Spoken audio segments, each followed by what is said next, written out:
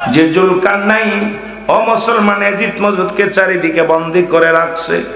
কিয়ামতের আগে যেদিন এই মুসলমান ঈসা আলাইহিস সালাম এই দুনিয়ার মধ্যে আগমন করবে, খানে দাজ্জাল যেদিন দুনিয়ার মধ্যে আগমন করবে, মুসলমান ইমাম মেহেদী আলাইহিস সালাম যেদিন আগমন করবে, ওদিন ওই ইয়াজিদ মজুদ তো দুনিয়ার মধ্যে ইমাম মেহেদী প্রকাশের পরে ইয়াজিদ মজুদ গুলো দুনিয়ার মধ্যে বাইর হয়ে যাবে। এটাকে বন্দী করে রাখতে তামা 10টা লোহা দিয়া বিশাল একটা প্রাচীর বানাইয়া এই প্রাচীরের মধ্যে ইয়াজিদ মজুদকে বন্দী করে রাখছে। মুসলমান শুনে নাও, এখন আমি আস্তে আস্তে আলোচনায় যাই। এই জুলকারনাইন আল্লাহ এত বড় পাওয়ার দিলেন, এত বড় ক্ষমতা দিলেন। এই পৃথিবীর মধ্যে হায়াত ছিল 1600 বছরের হায়াত। কত বছর? আরো জোরে বলেন কত বছর? এর পৃথিবীর মধ্যে 1600 বছর হায়াত আল্লাহ দান করেছিল গো। আল্লাহ তাকে একটা মজেদার ঘোড়া দান করেছিল, যে ঘোড়াটা দিয়ে একটা কদম 12,000 মাইল অতিক্রম করতো। কত হাজার?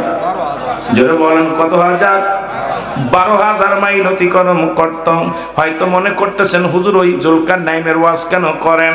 এটা বোঝানোর জন্য বলি, আল্লাহ তারে 1600 বছর হায়াত দিল। এত কিছু দেওয়ার পরও তারে দুনিয়ায় রাখে নাই। তোমার মতো সলিমুদ্দিন, আমার মতো কলিমুদ্দিন এই দুনিয়ায় রাখবে না। তুমি বড় রাজা হয়েছো, বড় প্রজা হয়েছো, বড় মেম্বার চেয়ারম্যান হয়েছো, তোমরা 60 বছর 50 বছরের জিন্দেগি তুমি দুনিয়ায় থাকবা না। এই জন্য আমি বোঝানোর জন্য বাদশা জুলকারনাইনের কথা বলতেছিলাম।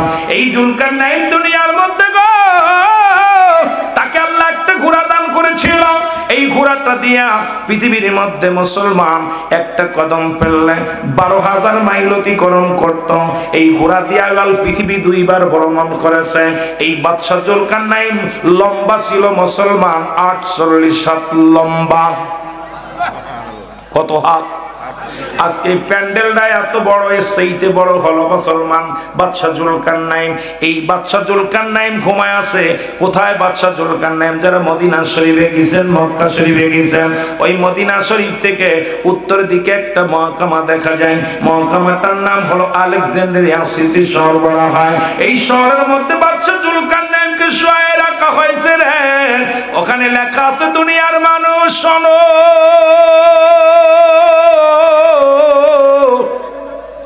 আমি বাদশা জুলকারনাইনের হায়াত সীমিত। এই দুনিয়ার মধ্যে আমার হায়াত সীমিত গো। আমি যে ভুল করেছি তোমরা সেই ভুল করো না। এই অল্প সময় আমি মওলার ইবাদত বন্দেগী করে আসতে পারি নাই, তোমরা ভুল করো না। তোমরা আমার মওলার দরবারে আমার মওলার গোলামি করো। করে ধরে বলেন আল্লাহু আকবার। 1600 বছর বেশি বলে হায়াত সীমিত।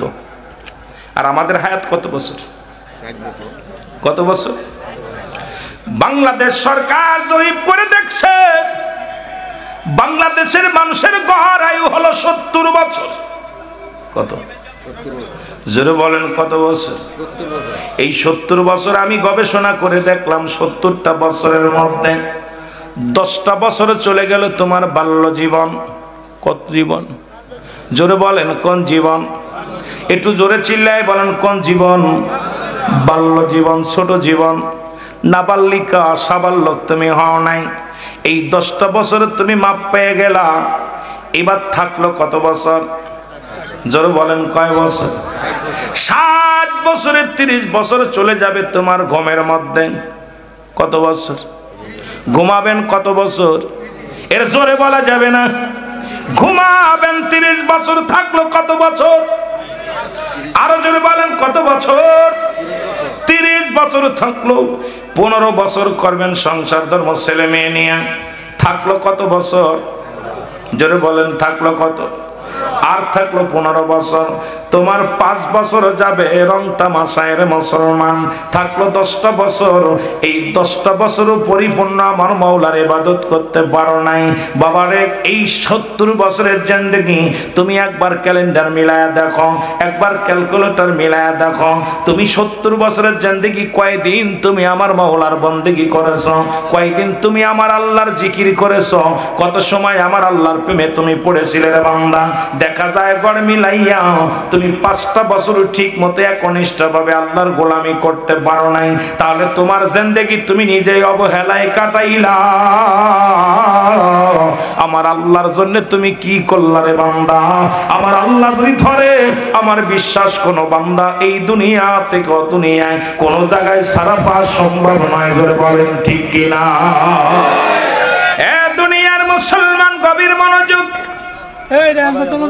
আল্লাহ তাআলা দয়া করে মায়া করে রিয়াজুল জান্নাহ বেহেশতের বাগানে আসার মতো বসার মতো সুযোগ দান করলো। এই সময় কত মানুষ জেলখানায়, কত মানুষ হাসপাতালে, কত মানুষ মৃত্যু সজ্জায় সজ্জিত।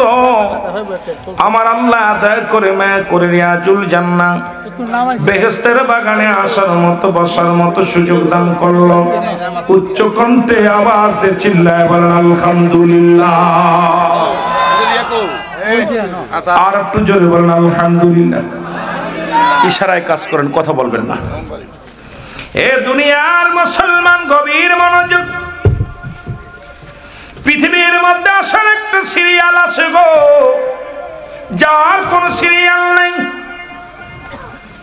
মানুষের দুইটা টাইমে মরণ হয়, একটা হলো রাতের বেলা, একটা হলো দিনের বেলা।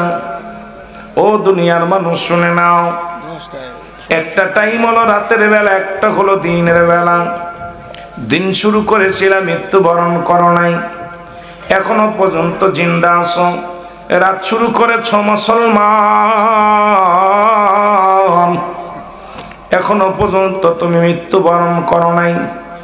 এমনও তো হতে পারে রাতটা শেষ করতে পারবা না, এই রাতের শেষ ভাগ মধ্যভাগে তুমি দুনিয়া থেকে বিদায় হয়ে যাবা। এর মুসলমান পৃথিবীর মধ্যে আসার একটা সিরিয়াল আছে রে, যার কোনো সিরিয়াল নাই। দেখা যায় দুনিয়ার মধ্যে বাবা জিন্দা, সন্তান নাই, দাদা জিন্দা, নাতি নাই। ও মুসলমান শুনে নাও, সন্তানের কাঁধে বাবার লাশ, বাবার কাঁধে সন্তানের লাশ। এই লাশ বহনকারী ব্যক্তি জানে গো, ওই সন্তানের লাশ কত ভারী, যে বাবা কাঁধে নিচে সেই বাবা জানে। পৃথিবীর মধ্যে সেই বাবাই বলতে পারে সন্তানের লাশটা কত ভারী। যে সন্তান তার বাবার লাশটা কাঁধে নিছে, সেই মুসলমান, সেই সন্তান বলতে পারে বাবার লাশটা কত ভারী। অন্য কেউ বুঝি না রে মুসলমান, এই দুনিয়ার মায়া ছেড়ে চলে যেতে হবে। এ ভাই, বলতেছিলাম দুইটা টাইমে মরণ হয়, দিনের এবং রাত্রের। মুসলমান হয় মৃত্যু হয় রাত্রে, না হয় দিনে। ওই দিনের শুরু হলো মুসলমান ফজর। ফজরে 2 রাকাত সুন্নাত নামাজ তুমি আদায় করলাম, তুমি আমার রাসূলের প্রেমিক হয়ে গেলাম। 2 রাকাত ফরজ নামাজ তুমি আদায় করলাম, সঙ্গে সঙ্গে তুমি আমার আল্লাহর গোলাম হয়ে গেলা। এখন যদি দিনের মধ্যে তোমার মরণ হয়,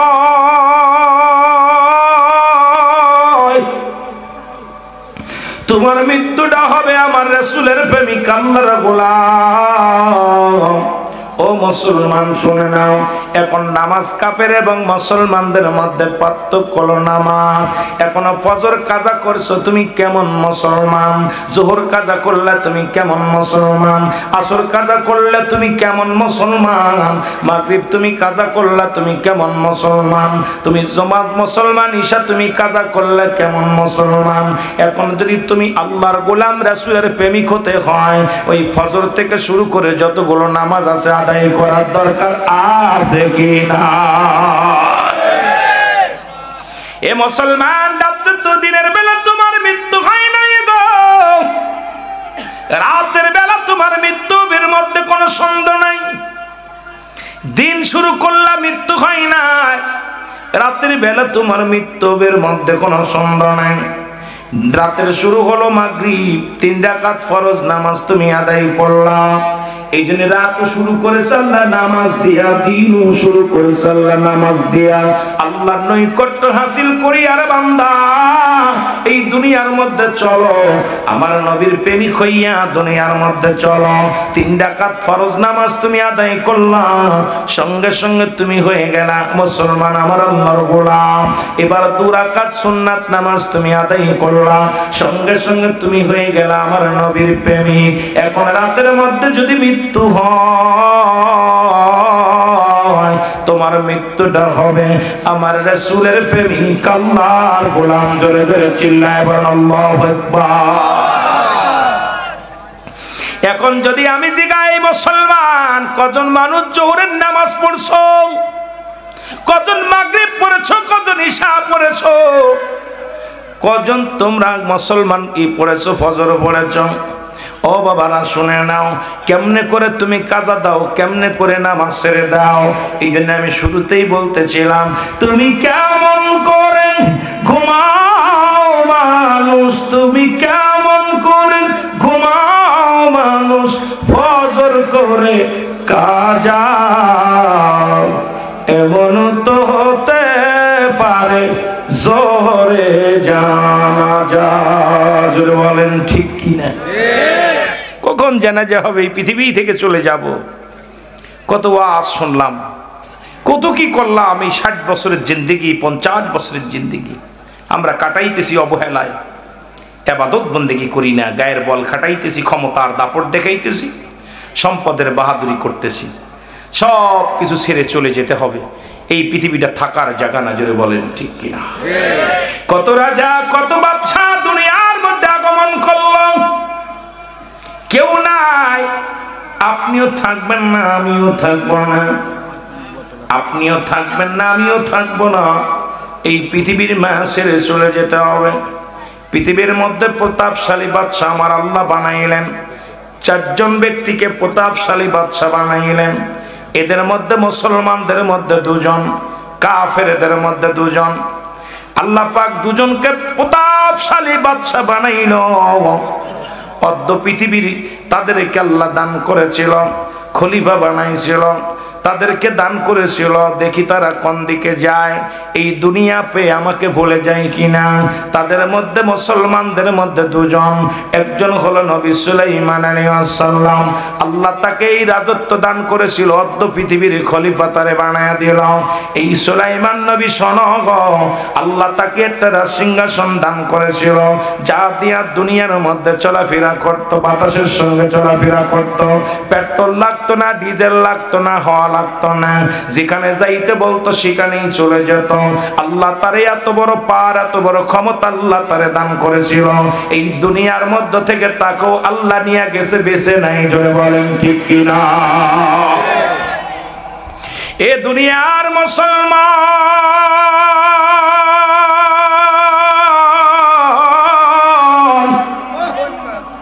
শুধু সুলাইমান নবী নয়, আরেকজন ব্যক্তি যিনি মুসলমানদের মধ্যে গো, যার নাম হলো বাদশা জুলকারনাইন। আল্লাহু আকবার। আর একটু জোরে বলেন আল্লাহ। যে জুলকারনাইন ও মুসলমান এজিদ মজুদকে চারিদিকে বন্দী করে রাখছে। কিয়ামতের আগে যেদিন এই মুসলমান ঈসা আলাইহিস সালাম এই দুনিয়ার মধ্যে আগমন করবে, খানে দাজ্জাল যেদিন দুনিয়ার মধ্যে আগমন করবে, মুসলমান ইমাম মেহেদী আলাইহিস সালাম যেদিন আগমন করবে, ওদিন ওই এজিদ মজুদ তো দুনিয়ার মধ্যে ইমাম মেহেদী প্রকাশের পরে এজিদ মজুদ গুলো দুনিয়ার মধ্যে বাইর হয়ে যাবে। এটাকে বন্দী করে রাখছে তামা 10টা লোহা দিয়া, বিশাল একটা প্রাচীর বানাইয়া এই প্রাচীরের মধ্যে এজিদ মজুদকে বন্দী করে রাখছে। মুসলমান শুনে নাও, এখন আমি আস্তে আস্তে আলোচনায় যাই। এই জুলকারনাইন আল্লাহ এত বড় পাওয়ার দিলেন, এত বড় ক্ষমতা দিলেন। এই পৃথিবীর মধ্যে হায়াত ছিল 1600 বছরের হায়াত। কত বছর? আরো জোরে বলেন কত বছর? এর পৃথিবীর মধ্যে 1600 বছর হায়াত আল্লাহ দান করেছিল গো। আল্লাহ তাকে একটা মজেদার ঘোড়া দান করেছিল, যে ঘোড়াটা দিয়ে একটা কদম 12,000 মাইল অতিক্রম করতো। কত হাজার? জোরে বলেন কত হাজার? 12,000 মাইল অতিক্রম করতাম। হয়তো মনে করতেছেন হুজুর ওই জুলকারনাইনের ওয়াজ কেন করেন? এটা বোঝানোর জন্য বলি, আল্লাহ তারে 1600 বছর হায়াত দিল, এত কিছু দেওয়ার পরও তারে দুনিয়ায় রাখে নাই। তোমার মতো সলিমদ্দি, আমার মতো কলিমদ্দির এই দুনিয়ায় রাখবে না। তুমি বড় রাজা হয়েছো, বড় প্রজা হয়েছো, বড় মেম্বার চেয়ারম্যান হয়েছো, তোমরা 60 বছর 50 বছরের জিন্দেগি তুমি দুনিয়ায় থাকবা না। এই জন্য আমি বোঝানোর জন্য বাদশা জুলকারনাইনের কথা বলতেছিলাম। এই জুলকারনাইন দুনিয়ার মধ্যে গো, তাকে আল্লাহ একটা ঘোড়া দান করেছিল। এই ঘোড়াটা দিয়া পৃথিবীর মধ্যে মুসলমান একটা কদম ফেললে 12,000 মাইল অতিক্রম করত। এই ঘোড়া দিয়া আল পৃথিবী 2 বার ভ্রমণ করেছে। এই বাদশা জুলকারনাইন লম্বা ছিল মুসলমান 48 হাত লম্বা। কত হাত? আজকে প্যান্ডেলটা এত বড়, এর সেইতে বড় হলো মুসলমান বাদশা জুলকারনাইন। এই বাদশা জুলকারনাইন ঘুমায় আছে। কোথায় বাদশা জুলকারনাইন? যারা মদিনা শরীফে গেছেন, মক্কা শরীফে গেছেন, ওই মদিনা শরীফ থেকে উত্তর দিকে একটা মহকামা দেখা যায়। মহকামাটার নাম হলো আলেকজান্দ্রিয়া সিটি শহর বলা হয়। এই শহরের মধ্যে বাদশা জুলকারনাইনকে শুয়ে রাখা হয়েছে রে। ওখানে লেখা আছে, দুনিয়ার মানুষ শোনো,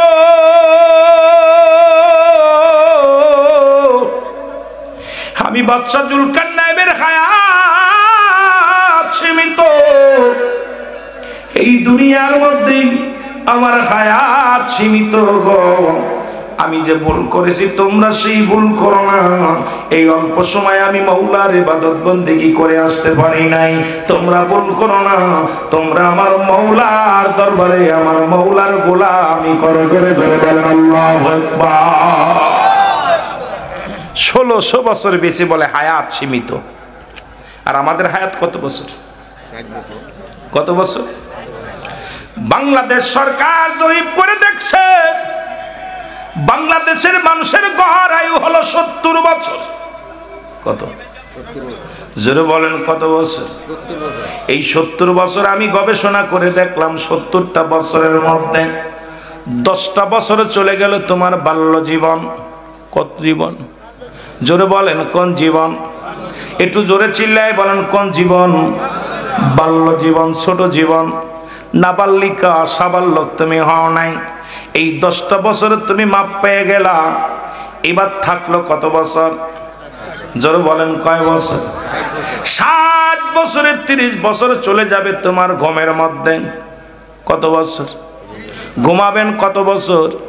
এর জোরে বলা যাবে না। ঘুমাবেন 30 বছর, থাকলো কত বছর? আরো জোরে বলেন কত বছর?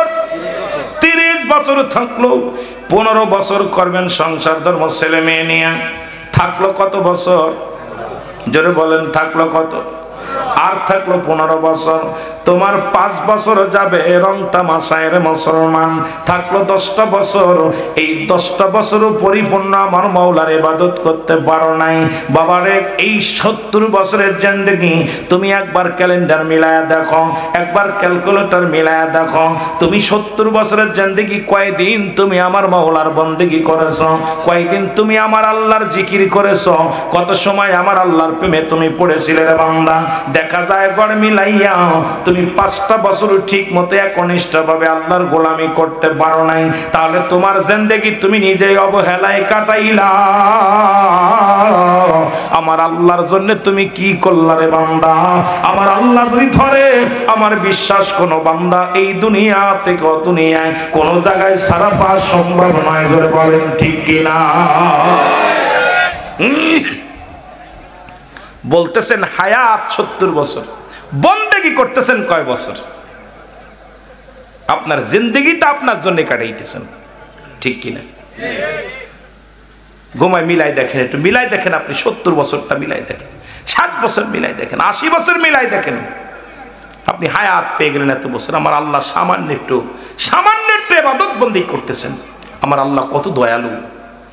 আল্লাহ দয়ালু বিলেই আপনাকে আমাকে বাঁচাইবে, না হয় জাহান্নাম ছাড়া কোনো গতি জোরে বলেন গতি নাই। আছে আছে জোরে বলেন আছে। আজ না হয় কাল তুমি যাইবা কবরে মরার পরে দেখবে চেয়ে গো তোমার সবই রইল পড়ে মরার পরে দেখবে চেয়ে গো তোমার সবই রইল আরো জোরে বলেন মরার পরে দেখবে চেয়ে গো তোমার সবই রইল দাদাই গেছে বাবাই গেছে কেউ আসলো না ফিরে তোমার তো যাইতে হবে গো বাইরে অন্ধকার কবরে তোমার তো যাইতে হবে গো বলেন অন্ধকার কবরে ঘর করলা বাড়ি করলা সবই যাই বসে রে জায়গা করলা জমি করলা সবই যাই বসে রে তোমার তো যাইতে হবে রে বাইরে তোমার তো যাইতে হবে রে কখন আজরাইলা শিবে রে এই দুনিয়া সাইরা যাবে রে বাইরে এই দুনিয়া সাইরা যাবে রে বলেন আজ না হয় কাল তুমি যাইবা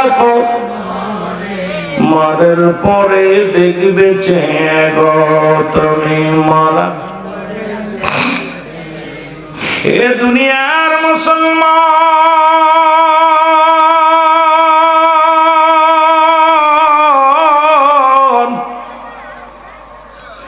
এ জীবন জীবন না এমন একটা জীবন আসবে যে দেশে গেলে মানুষের বিচার হয় রে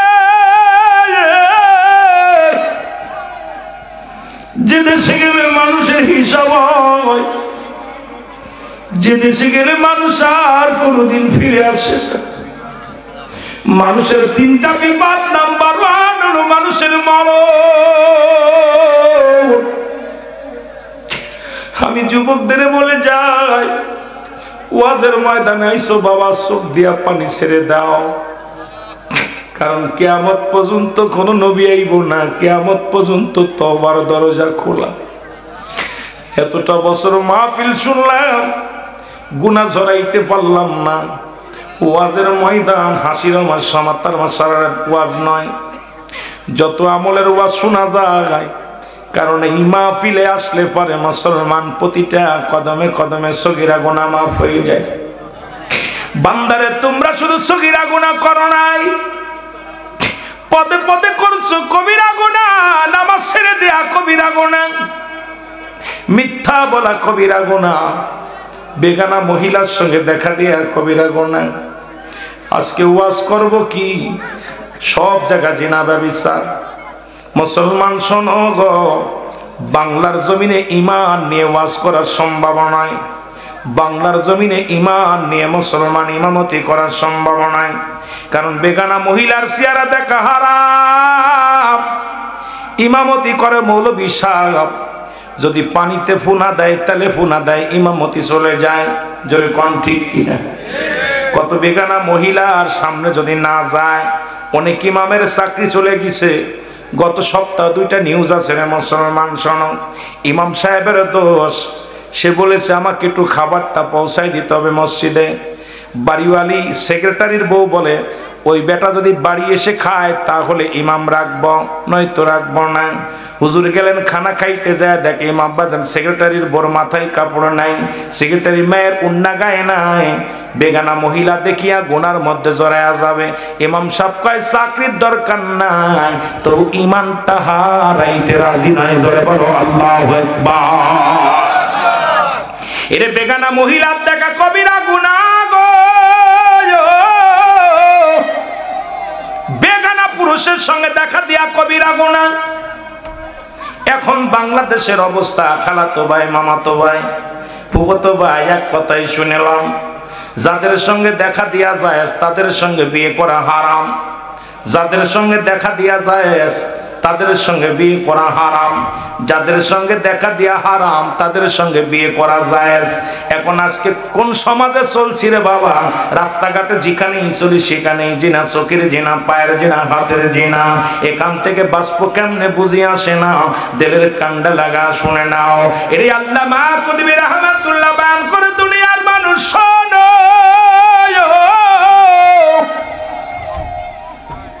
এতগুলো গুনাহ করছো, নামাজ ছেড়ে দিয়া কবিরা গুনাহ, মিথ্যা বলা কবিরা গুনাহ।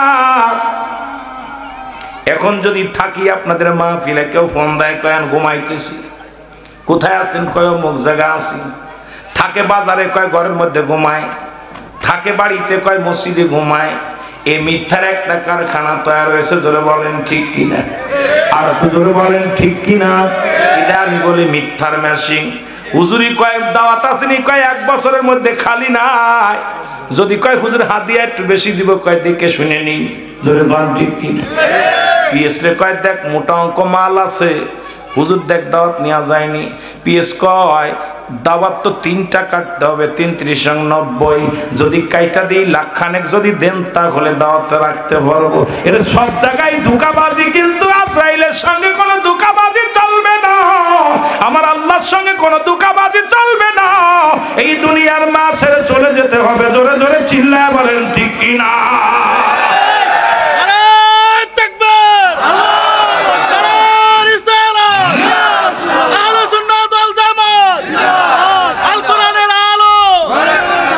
মুসলমান বাবারা গভীর মনোযোগ শুইনা লও। আল্লামা কবীর রাহমাতুল্লাহ বয়ান করে দুনিয়ার মানুষ শোনো, বান্দা যখন কবরের ভয়ে, জাহান্নামের ভয়ে জান্নাতের বাগানটা ধরে খাস তওবা করে আল্লাহ বলে ডাক দেয়, আমার আল্লাহ ওই বান্দার জিন্দেগির দরিয়া দরিয়া গুনাহগুলো মাফ করে দেয়। কিয়ামত পর্যন্ত নবী আইব না, কিয়ামত পর্যন্ত তওবার দরজা খোলা। এই জন্য মাহফিলে আসবো আমলের নিয়তে, মাহফিলে আসবো আমল শোনার নিয়তে। মুসলমান শুনে নাও, এই মাহফিলে যখন আসিয়া গুনাহ নিয়ে যদি বাড়ি যাই, গুনাহ যদি ছড়ায়া বাড়ি যেতে না পারি, এই মাহফিলে এসে লাভ নাই, বক্তার ওয়াজ শুনেও লাভ নাই, বক্তার আমলের ওয়াজ নাই। আজকে আগের কাগের যুগে মসজিদ ছিল কাঁচা, মানুষের ঈমান ছিল পাকা। এখন মসজিদ হইছে পাকা, মানুষের ঈমান এখন পাকা। এত ওয়াজ হয়, এত মাহফিল হয়, বক্তা বাড়ছে, শ্রোতা বাড়ছে, আলেম বাড়ছে, উলামা বাড়ছে, মসজিদ বাড়ছে, মাদ্রাসা বাড়ছে, ঈমান বাড়ে নাই। ঈমান যদি না বাড়ে তুমি কেমনে নাজাত পাওয়া সম্ভব নয়। ঈমানের বড় গরমিল জোরে জোরে চিল্লায়া বলা যাবে না ঠিক কিনা, আর জোরে জোরে চিল্লায়া বলা যাবে না আল্লাহু আকবার। রে আজ না হয় কাল তুমি যাইবা কবরে, মরার পরে দেখবে চেয়ে গো তোমার ছবি রইল।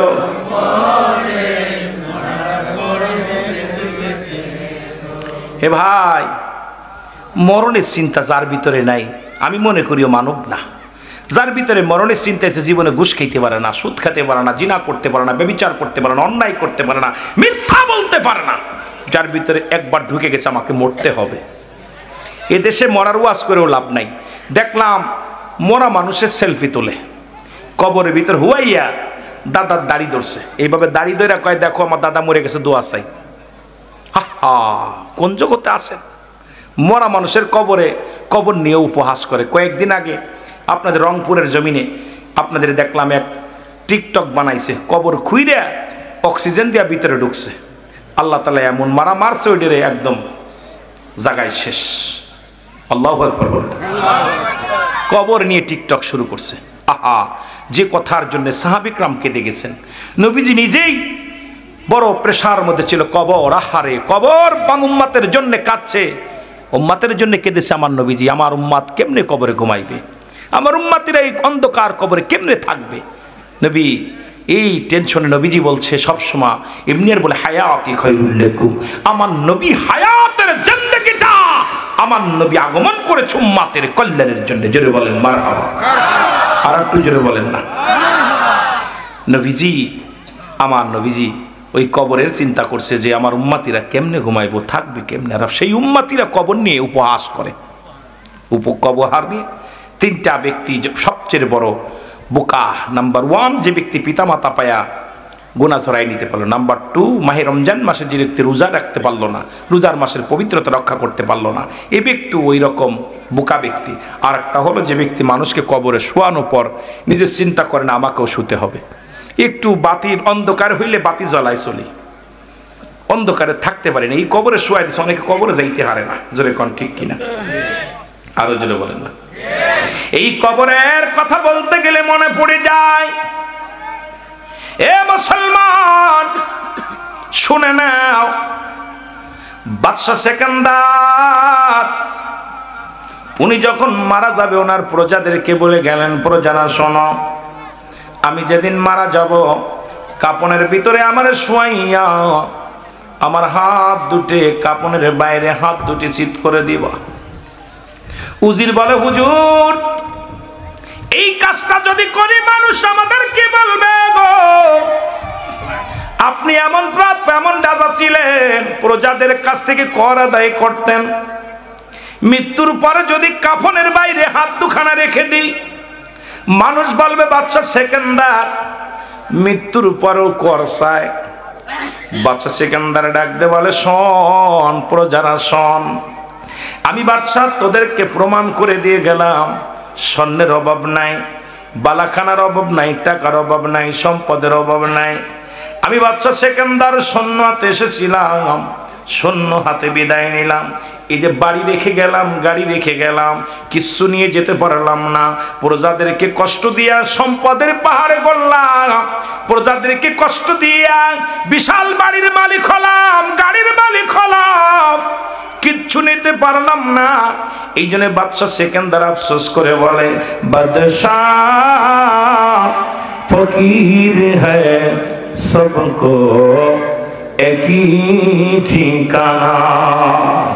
কত টাকাওয়ালা মারা গেছে তাদের জন্য 3.5 হাত কবর, কত বাড়িওয়ালা মারা গেছে তাদের জন্য 3.5 হাত কবর, কত মুসলমান ফকির মিসকিন মারা গেছে তাদের জন্য 3.5 হাত কবর।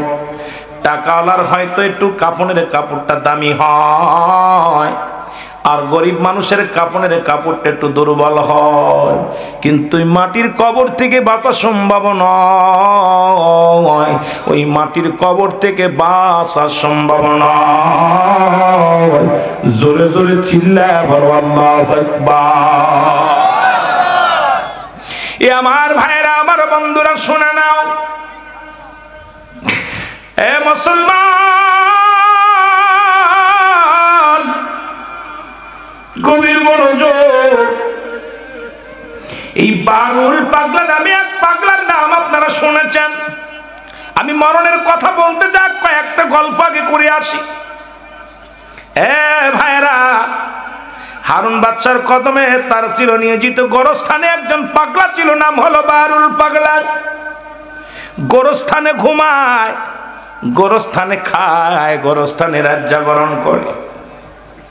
হারুন বাদশা একদিন বললেন, প্রজারা রে, উজিরে শোনো, আমি একটু রাজ্যটা ঘুরে দেখতে চাই, রাস্তার মধ্যে কোনো মানুষ যেন না ঢোকে। আমার আজকে আব্বা মায়ের মৃত্যুবার্ষিক। হারুন বাদশা বাবা মায়ের মৃত্যুবার্ষিকের দিনে মানুষকে মেহমানদারি করতেন, দোয়া দুরূদ পড়াতেন, আর নিজের রাজ্যটাকে ঘুরে ঘুরে দাঁড়ায় দাঁড়ায় দেখতেন, ঘুরে ঘুরে দেখতেন। উজিরকে বললেন, উজির রে, আমি আজকে পুরো রাজ্যটা আজকে ঘুরে দেখবো, আমার রাজমহলটা ঘুরে দেখবো। দেখো আগে নিরাপত্তা ভালো, পাহাড়ি প্রহরীদেরকে বললেন ভালো করে পাহারা দাও।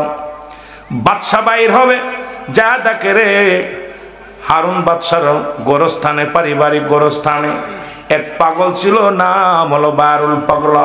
এই পাগলা মানুষ যখন দেখে এক লাফে গাছের মাথায় উঠে যায়, আর ওই গাছের মাথাটা হলো, গাছের গুড়া হলো কবরের ভিতরে, মাথা হলো রাস্তার উপরে। আর যখন গাছের উপরে আসে তখন মানুষের মাথার উপরে বসে থাকে। এই দৃশ্য দেখিয়া চলে গেলেন, উজির চলে গেলেন, যা বলে, হুজুর সর্বনাশ একটা হয়ে গেছে, রাস্তা তো ঠিকই আছে, ক্লিয়ার আছে, কিন্তু আপনার পাগলা সর্বনাশ করেছে। ওই পাগলারে আমি বারবার বলেছি, বাহারুল নেমে আয়, রাজা এখন প্রবেশ করবে, রাজ্য ঘুরে দেখবেন, বাহারুল নেমে আয়। বারুল কয় নামবো না, আমি নামবো না, আমি এখানেই বসে থাকবো। হুজুর এখন তো আপনি প্রজা, আপনি এখন রাজা, আপনি একজন প্রজার পাগলের মাথার পায়ের নিচে দিয়ে কেমনে যাবেন? ওকে আমরা গুলি করে মেরে ফেলি, নয়তো নামবে না। বাদশাহ বললেন না, খবরদার, ওকে মারা যাবে না। আজকে আমার বাবা মায়ের মৃত্যুবার্ষিক, আজকে দোয়া করবো আব্বা মারার জন্যে। আজকে কোনো পশু পাখি মারা যাবে না, আজকে কোনো কীটপতঙ্গ মারা যাবে না, আজকের দিনে কোনো মানুষ হত্যা করা যাবে না। আমি প্রতিজ্ঞা করেছিলাম আমার বাবা মায়ের মৃত্যুবার্ষিকের দিনে কোনো মানুষ হত্যা করবো না, কোনো কাউকে হত্যা করবো না, কোনো পশু হত্যা করবো না। এবার রওনা হয়ে গেলেন। এবার রাজারে দেখিয়া এক লাফে উঠে বাহারুল পাগলা গাছের মাথায় যে বসে আছে, জোরে জোরে চিল্লায়া বলা যাবে না আল্লাহু আকবার। উজির ডাকতে বলে, বাহারুল রে, নেমে আয়, নেমে আয়, তোর দুটি পায়ে ধরি রে বাহারুল। প্রধানমন্ত্রী যাবে রাস্তা দিয়া, তুই উপরে বসে আছিস, না জানি পায়খানা করে দেয়, না জানি প্রস্রাব করে দেয়। ভয়ের মধ্যে আছে, যেহেতু পাগল মানুষ মাথার উপরে বসে আছে। বারুল কয়, নামতে পারি তোর রাজারে আমি 3টা প্রশ্ন করব, যদি উত্তর দিতে পারে তাহলে আমি নেমে আসব। নাম্বার 1 প্রশ্ন, এর মুসলমান বাচ্চা ডাকতে কয়, বারুল বল, আমার কাছে কি বলতে চাস? কয়, নাম্বার 1, ও বাচ্চা, আমি তোমার কাছে জানতে চাই তুমি থাকো কোথায়? কয়, রাজমহলে। ঘুমাও কোথায়? কয়, রাজমহলে। খাও কোথায়? রাজমহলে। আর একটা প্রশ্ন করি, তুমি ইন্তেকালের পরে থাকবা কোথায়? শেষ বিদায়ের পরে থাকবা কোথায়? কয়, আমার ঠিকানা হবে এই পারিবারিক গোরস্থানে। এই পারিবারিক গোরস্থানে তুই যে গাছে উঠে বসে আসিস, এই গোরস্থানের মধ্যে আমার রাখতেও রাখবে। ডাকতে বলে, বাচ্চা শোনো,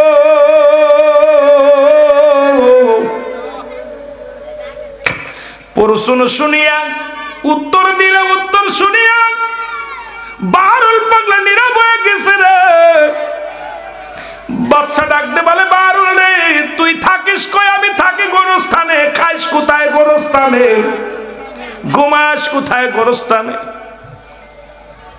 ডাকতে বলে, বাচ্চা, তুমি এত বড় রাজত্বই পেয়েছো, যেখানে খাও, যেখানে ঘুমাও, যেখানে তুমি এত আনন্দ ফুর্তি করো রে বাচ্চা, চোখ দুটো বন্ধ করার পর সেখানে যদি জায়গা না হয়, চোখ দুটো বন্ধ করার পর রে বাচ্চা, তোমার যদি এই রাজমহলে জায়গা না হয় রে, ছেড়ে দাও, ছেড়ে দাও, ওই রাজত্বই ছেড়ে দাও, ওই বাড়ির মা ছেড়ে দাও, গাড়ির মা ছেড়ে দাও, নারীর মা ছেড়ে দাও, ওই কবর গোরস্থানের চিন্তা তোমার মাথায় ঢুকায় দাও রে বাচ্চা।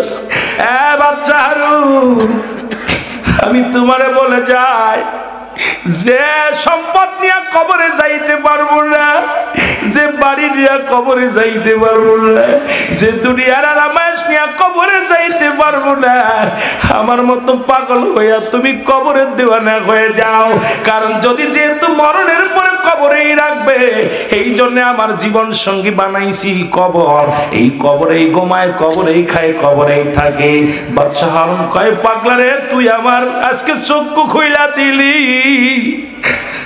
বাদশা ডাকতে বলে, বারুল রে, তুই আমার চক্ষু খুলে দিলি। আজ থেকে আমি প্রজাদেরকে কষ্ট দিব না, আজ থেকে আমি ইবাদত বন্দেগী ছাড়ব না।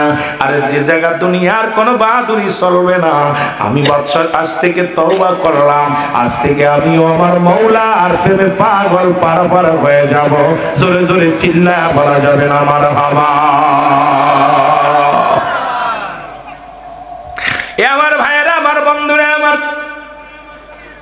মৃত্যুর কথা বলতেছিলাম। নাম্বার 1 হলো মানুষের মরণ, নাম্বার 2 হলো কবর, নাম্বার 3 হলো কিয়ামতের ময়দান। দাদু ভাইয়েরা, দিলের কান্ডা লাগা শুনে নাও। আল্লামা মুফতি আমজাদ আলী সাহেব একটা বই লিখলেন, বইয়ের নাম হলো, ওই কিতাবের নাম হলো বাহরে শরিয়াত। এই কিতাবের মধ্যে উনি লিখতে যা বললেন, দুনিয়ার মানুষ শোনো, যদি কোনো মানুষ সাধারণ মৃত্যুবরণ করে, চোখটা বন্ধ করে শুনে না, ওদের কান্ডে লাগা শোনো, এই মৃত্যুটা হলো 70টা তাজা উটের গায়ের চামড়া জবাই না করিয়া উল্টো দিকে টান দিয়া লবণ আর মরিচ লাগা দিলে যতটুক যন্ত্রণা হয়, মুসলমান শুনে নাও, এর চাইতে 70 গুণ যন্ত্রণা হলো একটা সাধারণ মৃত্যু। এখন যারা মরণকালে পায়খানা করে দিই, যারা মরণকালে প্রস্রাব করে দিই, যাদের মরণকালে জিহ্বা বাইর হয়ে যায় রে আল্লাহ, কত মানুষ দেখেছি, কত মানুষের জানাজা পড়লাম গো, কত মানুষের দাফন করলাম, কত মানুষের কাফন পরাইলাম, দেখেছি মরণের সময় পায়খানা করে দিছে, মরণের সময় প্রস্রাব করে দিছে, মরণের সময় জিহ্বাটা বাইর হয়ে গেছে। ইমাম সাহেব কত চেষ্টা করে জিহ্বাটা গালের ভিতরে দেওয়ার জন্য, দেওয়া সম্ভব হয় না, চোখ দুটি বন্ধ করার কত চেষ্টা করে, বন্ধ হয় না। ও মুসলমান, একটা অঙ্গ বেঁকা হয়ে যায়, হাত পা নোলা হয়ে যায়, হাত পা বেঁকা হয়ে যায়, কত কষ্ট দিয়া মৃত্যু হয় আল্লাহ। এই মরণের বিপদ থেকে আমাদের বাঁচাইও আল্লাহ, মরণটা আমাদের সহজ করে দিও। 1 নাম্বার বিপদ হলো মানুষের মরণ, আল্লাহ আমাদের মরণটা তুমি সহজ করে দিও। জোরে জোরে চিল্লায়া বলা যাবে না আল্লাহু আকবার।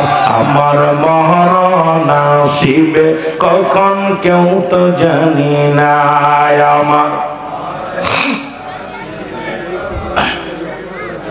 বাবারে জোরে জোরে বলেন, আমার মরণ আসিবে কখন, এই আমি চলে যাব, আমায় তোমরা ভুইলা যাইও না, আমি চলে যাব, আমায় না, আমার মরণ আসিবে কখন কেউ তো জানি না, আমার মরণ।